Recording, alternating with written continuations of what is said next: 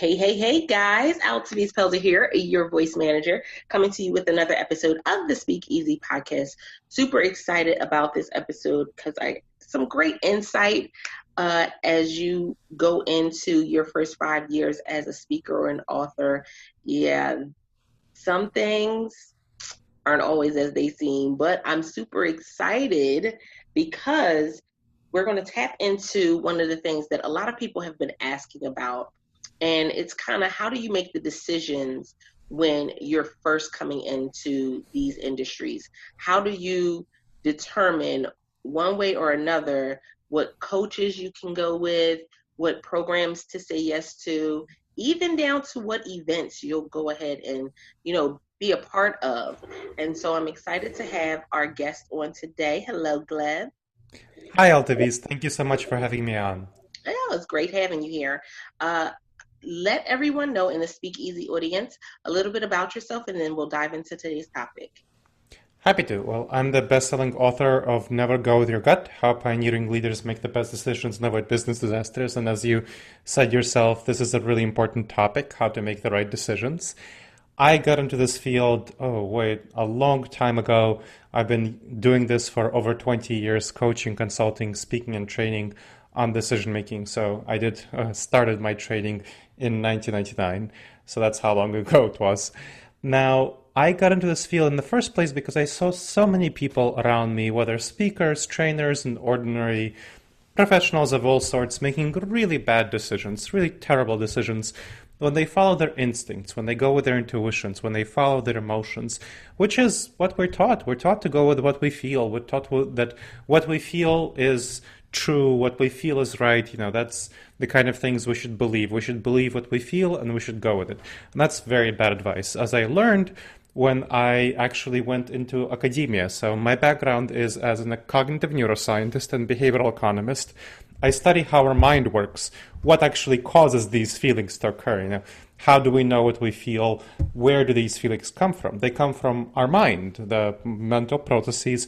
And unfortunately, these mental processes are often not aligned with what actually is real and good and true. So that's what I've studied for 15 years as a cognitive neuroscientist and behavioral economist. Published a whole bunch of peer-reviewed papers, taught as a professor for 7 years at Ohio State and 15 years earlier. And previous to that, I was a fellow at UNC Chapel Hill. So that's kind of a combination of my background, 15 years of academic experience, 20 years of coaching, consulting, and training. And I published a whole bunch of books. The one that is most relevant to decision-making, of course, is, as I mentioned, Never Go With Your Gut, How Pioneering Leaders Make the Best Decisions and Avoid Business Disasters. Now, what have you endured or what have you gone through in your background that led you to this industry? Because when we think about as a from the scientific standpoint and from uh, the standpoint of even starting business, even going to school for something of this magnitude, what influenced you to be able to say, you know what, this is, I see a problem, but I want to be the answer to this problem? What really launched me was what happened in my childhood. My childhood, my parents always told me to go with my gut, follow my intuitions, and they always did that as well. Well, unfortunately, their intuitions often disagreed with each other about what was true and what was right. So, for example, my mom liked to buy nice clothing, so she'd go out and she'd buy $100 sweater. And my dad was kind of a cheapskate, so she'd come home and he'd yell at her and say, no sweater should be worth over $20. And then they go at it, getting into conflicts, bringing up past hurts, past pains. I mean, I'm sure you understand how it can be. So that's a very bad trend. And I saw already that it wasn't changing anything in their behaviors. My mom kept buying sweaters. My dad kept yelling at her. And I saw that this tendency to go with your gut was not helping them. And I realized that was a bad tendency. That was not the right way to make decisions about your relationship, about financial matters. I saw them making bad decisions in business, of my parents in going with their gut. And then as I was growing up, nobody taught me. I hoped that somebody maybe in school would teach me down and set me down and say, hey, kiddo, here's how I make good decisions and here's how I make bad ones. But nobody taught me that in school. I wasn't taught that in college. That's not something they teach in business school. Yeah, and as I was growing up, I was born in 81. As I was growing up, there was the dot-com boom where tech leaders in 1999 were partying like it's 1999, for those who remember that old Prince song. Well, in a couple of years later, there was a dot-com bust, when I was 21. So as I was coming of age, the people who were the heroes in the Wall Street Journal in 1999 were now the zeros in 2001, 2002. Made me realize that the titans of industry, the most prominent decision makers of all time, don't know what they're doing. There's no right way that they know, that there's no magical answer of going with their gut, following their intuitions is the right way to go. So that's what really drove me into this. I realized that nobody knows what they're doing in terms of making the right decisions. And if nobody knows what they're doing, well, that's the most fundamental thing that we have really going on in our lives, is the kind of decisions we make and where these decisions lead us. So I realized that's something I really need to study, because there's nothing really more important than making the right decision for the course of your life, your business, your career. And so I started studying decision making. That's where I got into cognitive neuroscience and behavioral economics, to understand exactly how and why we make our decisions and how we can fix the various flaws with our decision making, which are called cognitive biases. These are the dangerous judgment errors we make as human beings because of how our gut reactions are wired, or how our brain is wired. We're wired not for the modern environment, we're wired for the ancient savanna environment.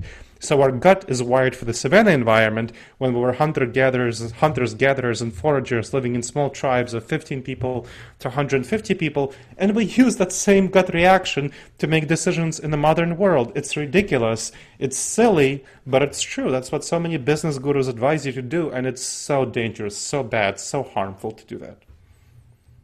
Interestingly enough, a lot of those who come into the industry, when it comes to, that gut feeling, man, it leaves us high and dry on so many different levels.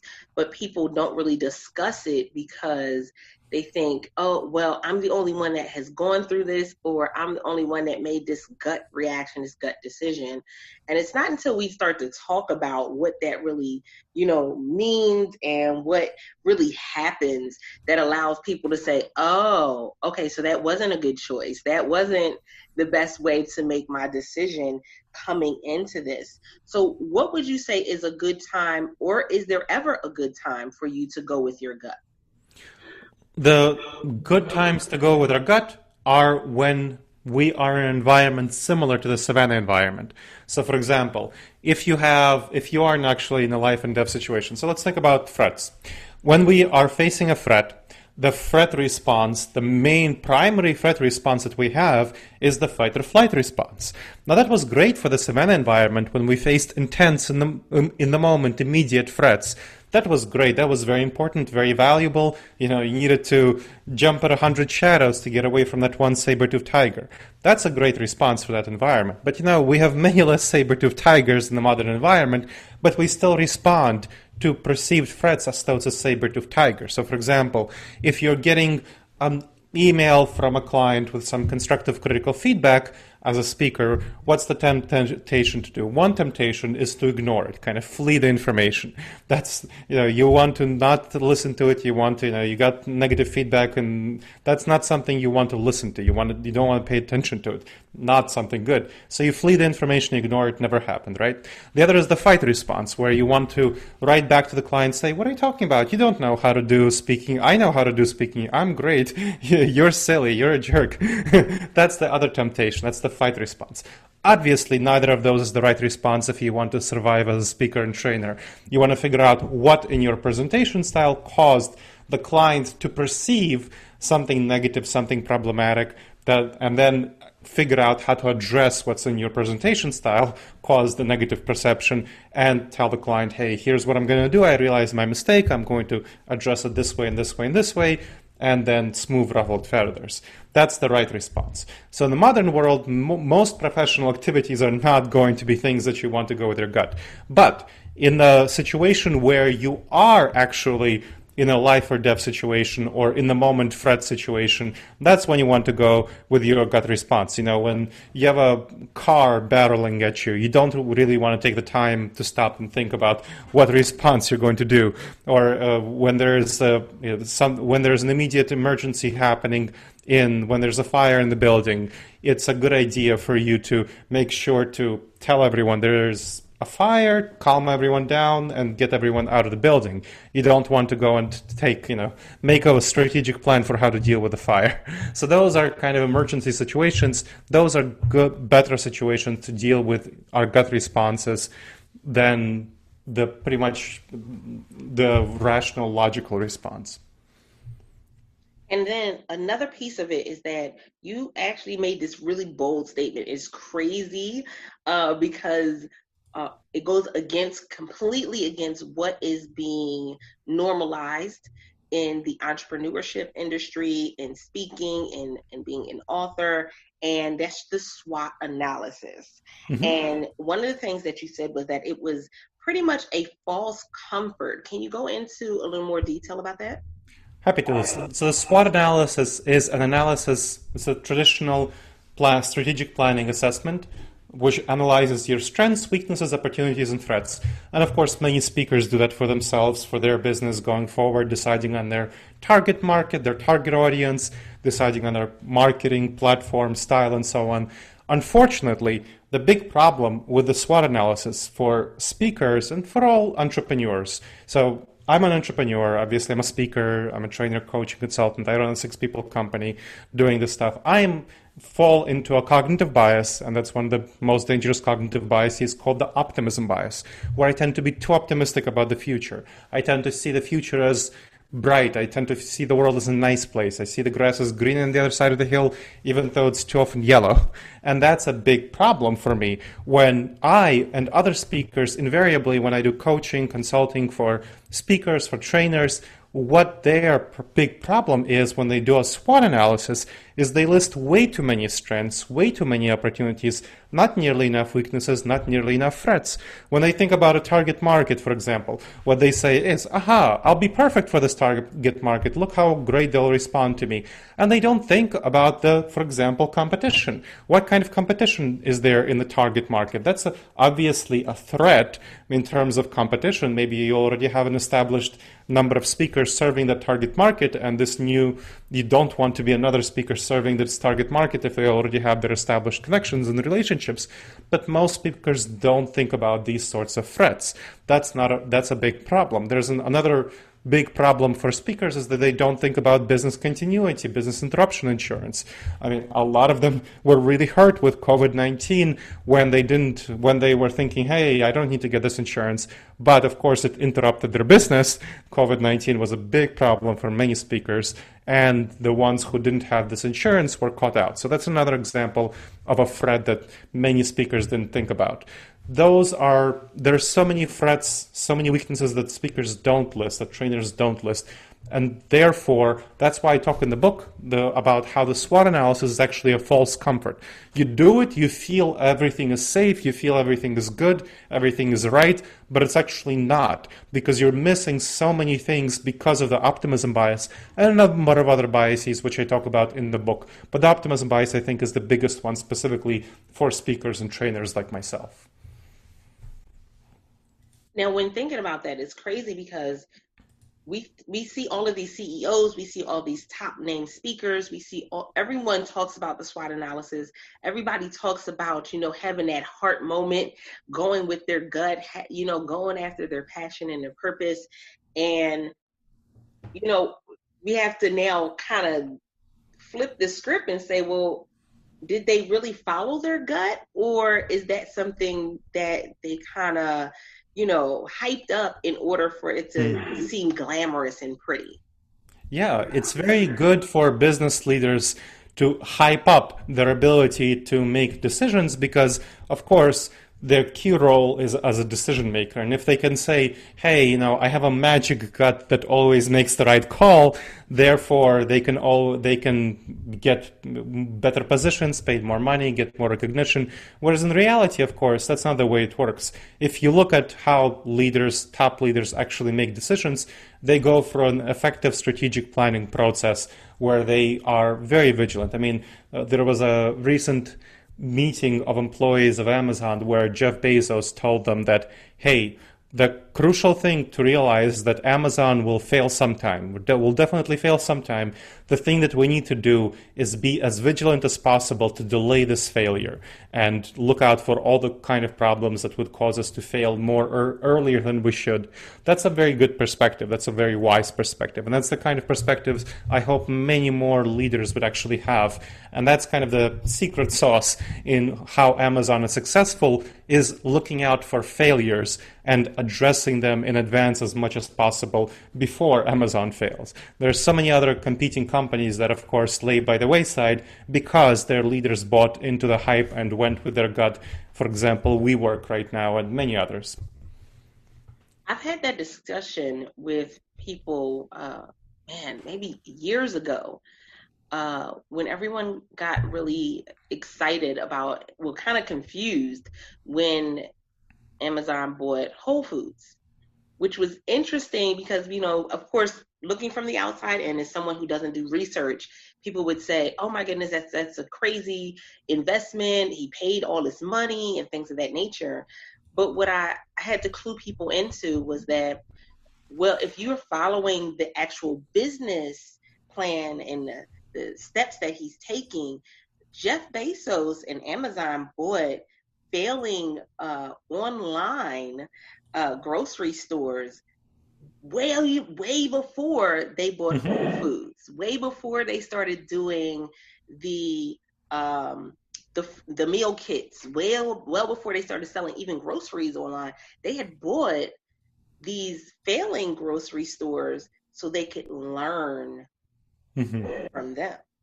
Yep, exactly. So wise investment into education, into information. Absolutely. So that's an important thing to realize, that, experiments, it's better if somebody else makes experiments and fails and you can learn from their mistakes instead of you making the experiment and failing and learning from your own mistakes. That's always better to learn from somebody else's mistakes. But too few people do so. They think that they're special. They think that they will do something that nobody else has done.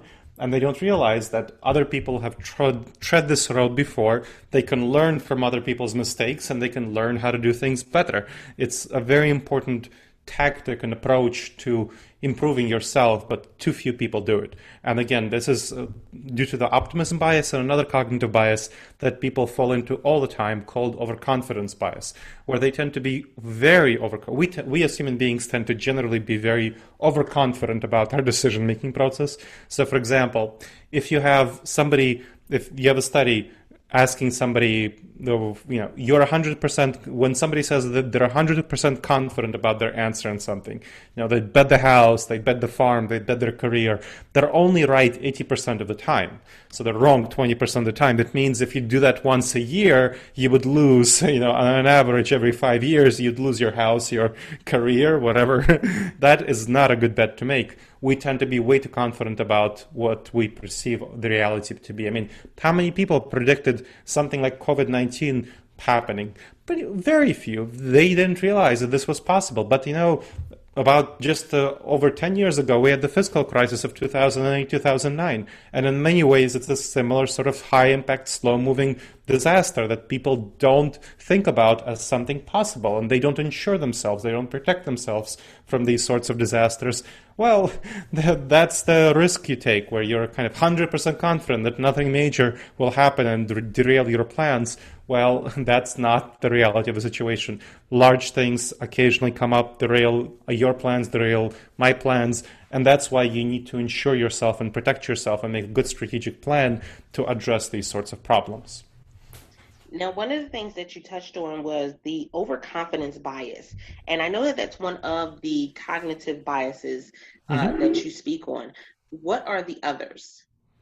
Oh gosh, there's over 100 cognitive biases, so we'd spend another more than an hour discussing all of them. So I don't think we have time for that. But my book, Never Go With Your Gut: How Pioneering Leaders Make the Best Decisions and Avoid Business Disasters, talks about the 30 most dangerous ones for professionals of all sports, including speakers and trainers, of course, and how to address them effectively. So another big one that folks might have heard about is called the confirmation bias, where you tend to look for information that confirms your beliefs and ignore information that doesn't. So, for example, if you think that, hey, you're going to make this sale as a speaker to a high-ticket client, you will tend to look for information that confirms your beliefs that you'll make the sale and ignore information that doesn't. So you'll tend to be way too cherry picking your information, because your gut reaction is going to tell you that you will make the sale because of the combination of optimism and overconfidence, and too often you will end up disappointed because you don't look for information that doesn't confirm your beliefs. So a very important strategy that I teach my coaching clients is to look for information that disconfirms your beliefs. Try to show that you're wrong. Try to prove that you're wrong. And if you can't prove that you're wrong, that's great. You're more likely to be right. But if you can prove that you're wrong, you can defeat the confirmation bias, and you can make better decisions going forward. Maybe that wasn't the right client for you. Maybe that wasn't the right method of doing the sale, because, of course, there are various methods of trying to sell to a client. And maybe there's a better method of trying to sell to clients. Or maybe if you're deciding on a target market to focus on, then maybe this target market might be off, not the right target market or not the best target market for you.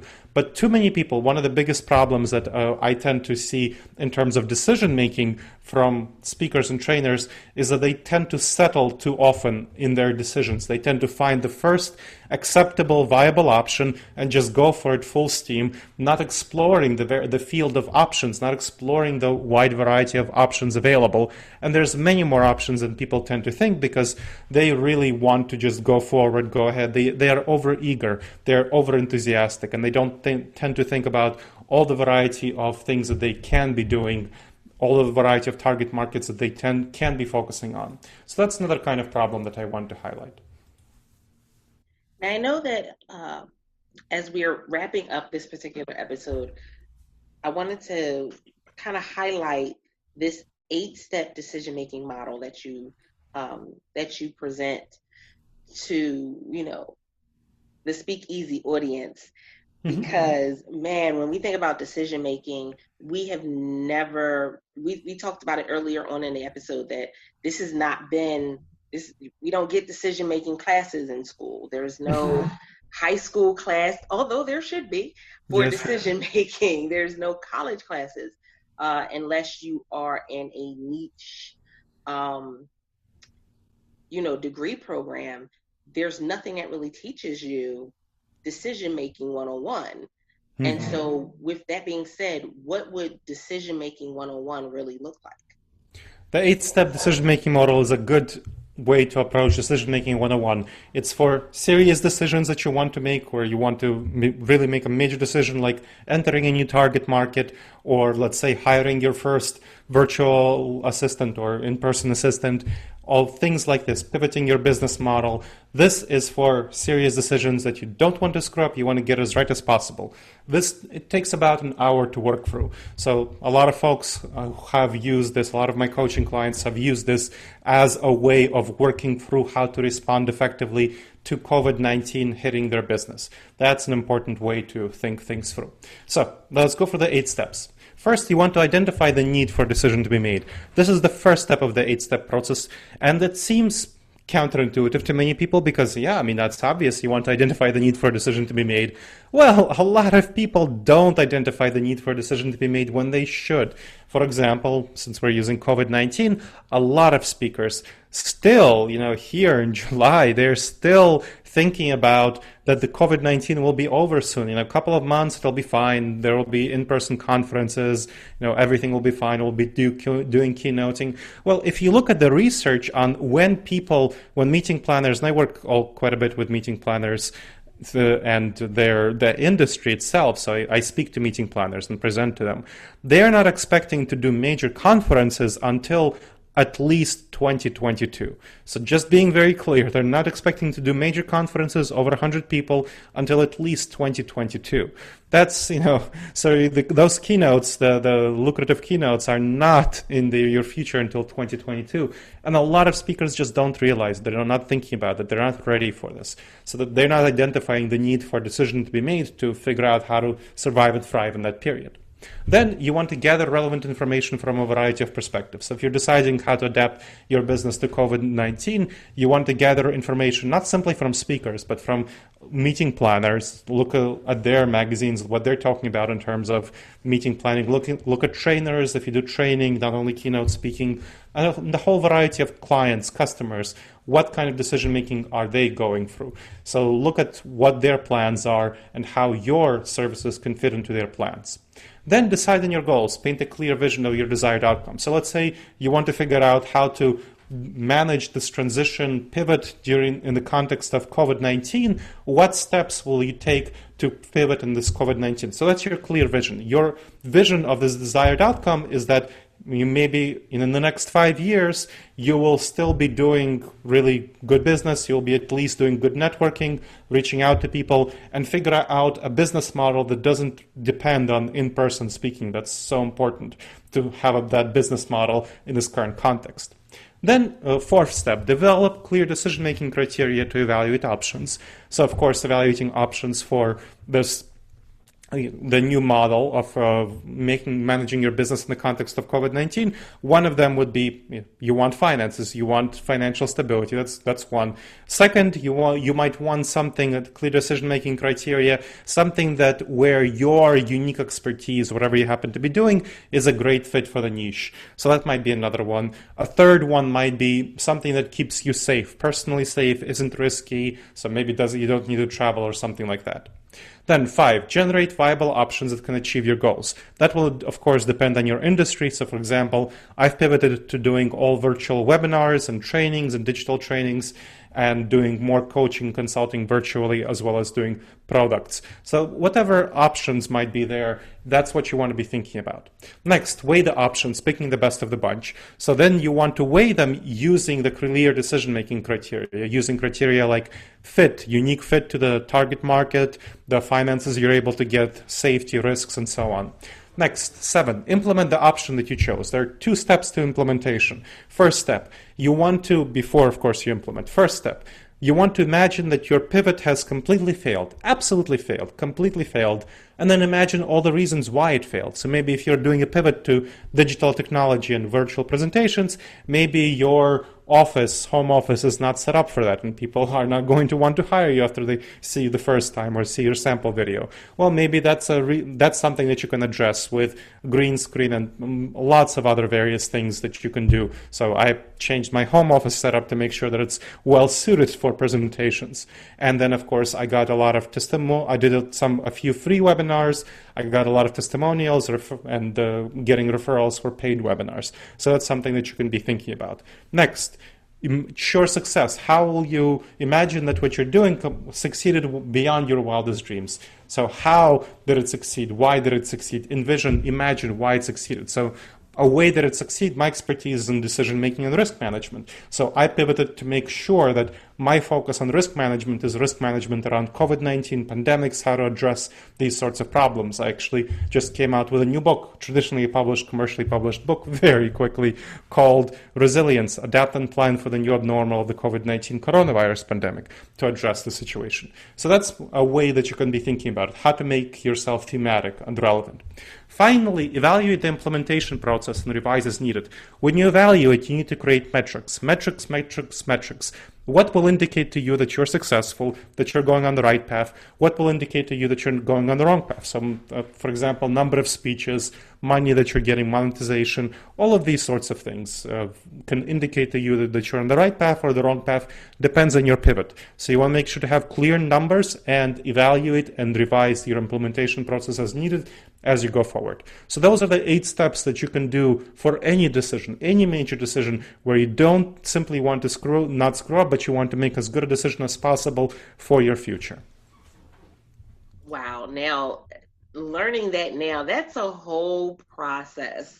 Speak Easy podcast listeners, I want you to understand that we always are about you taking action, getting the information you need. Here, you get some tidbits, you definitely get some gems, but taking action in order for you to be the best version of yourself, in order for you to come out on the other side of even COVID-19 and coronavirus better than what you went in, is going to mean that we have to do some self-evaluation, and we have to step into really looking at why we are where we are. So with that being said, Gleb, can you let them know how they can reach out to you for more information and how they can connect with you online? Of course. First of all, my books, Never Go With Your Gut, How Pioneering Leaders Make the Best Decisions and Avoid Business Disasters. That's available in bookstores if they're open around you, but of course online on Amazon, Barnes & Noble, on Audible in audiobook form. And my new book, Resilience, Adapt and Plan for the New Abnormal of the COVID-19 Coronavirus Pandemic, is available online in bookstores as well. So check that out. Now, my own resources, and you can connect with me online on disaster-avoidance-experts.com. My website, again, disaster-avoidance-experts.com, for videos, podcasts, blogs, various coaching, consulting, training opportunities, and especially check out disaster-avoidance-experts.com/subscribe for a free 8 video-based modules course on making the wisest decisions, the Wise Decision Maker course. Again, disaster-avoidance-experts.com/subscribe for a free 8 video-based module course on making the wisest decisions. And finally, I'm really available on LinkedIn. That's my favorite platform, social media platform, so connect with me there. Dr. Gleb Tsipursky, Glebtsypurski. I love it. Absolutely amazing. Speakeasy podcast listeners, this has been an amazing interview. I hope that you have gotten something from it. Be sure to join the conversation and let us know how this particular episode resonated with you. bit.ly/World Voice Community. We would definitely want to hear your voice and how you are doing okay, not so okay in this particular circumstance that we're all in, dealing with COVID-19. With that being said as well, we appreciate you, because without the Speakeasy podcast listeners, there would be no Speakeasy podcast. Coming from your host, Altavis Pelzer, your voice manager, I appreciate you and for you sharing this out. With that being said, until next time, guys, don't forget to press it out. See ya.